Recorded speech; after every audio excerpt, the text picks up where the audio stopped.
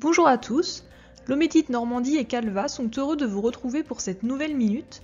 Aujourd'hui, nous clôturons cette série consacrée à la gestion des médicaments à risque en vous parlant d'une étape primordiale, la communication. Une fois votre liste établie et les barrières de sécurité identifiées, il est temps de communiquer, même si, vous l'avez compris, cette étape doit avoir été initiée dès le départ grâce à vos groupes de travail.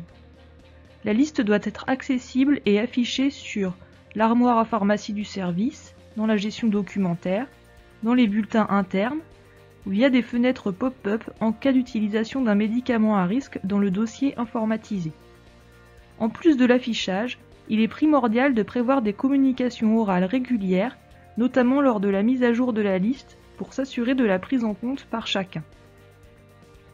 Une recommandation est d'associer à la liste une fiche réflexe avec la définition du risque lié aux médicaments à risque, les bonnes pratiques tout au long du circuit de la prise en charge médicamenteuse, la conduite à tenir en cas d'effet indésirable.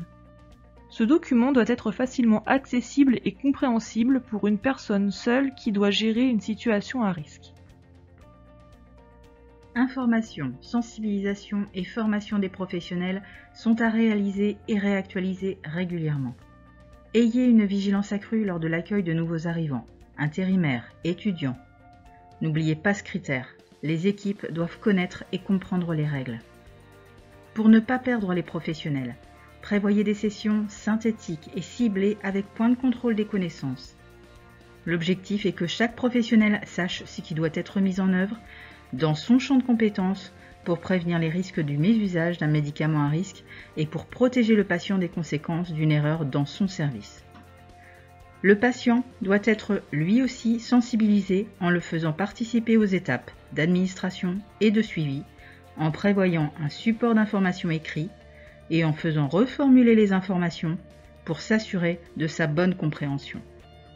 Une bonne communication favorisera l'acquisition d'une conscience partagée des risques, propice à une gestion appropriée. En synthèse, voici un point clé à retenir pour chaque étape du circuit. Après avoir identifié votre propre liste de médicaments à risque, standardisez les règles de prescription, assurez-vous de la préparation des médicaments à risque par les pharmaciens, limitez l'accès aux médicaments à risque et restreignez le stockage, favorisez le prêt à l'emploi pour les soignants, prenez en compte les retours d'expérience et restez toujours dans une démarche dynamique d'actualisation. Concernant les médicaments à risque, de nombreux outils sont disponibles sur les sites internet des Omedit.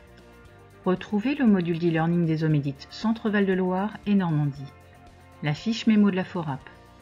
Et n'hésitez pas à conduire une campagne d'audit croisé traceurs ciblés médicaments en lien avec la boîte à outils mise à disposition par Calva et l'Omedit Normandie. Merci Céline pour ta participation à ces minutes Calva et merci à tous de nous suivre. On vous retrouve très bientôt avec une nouvelle thématique en lien avec la certification.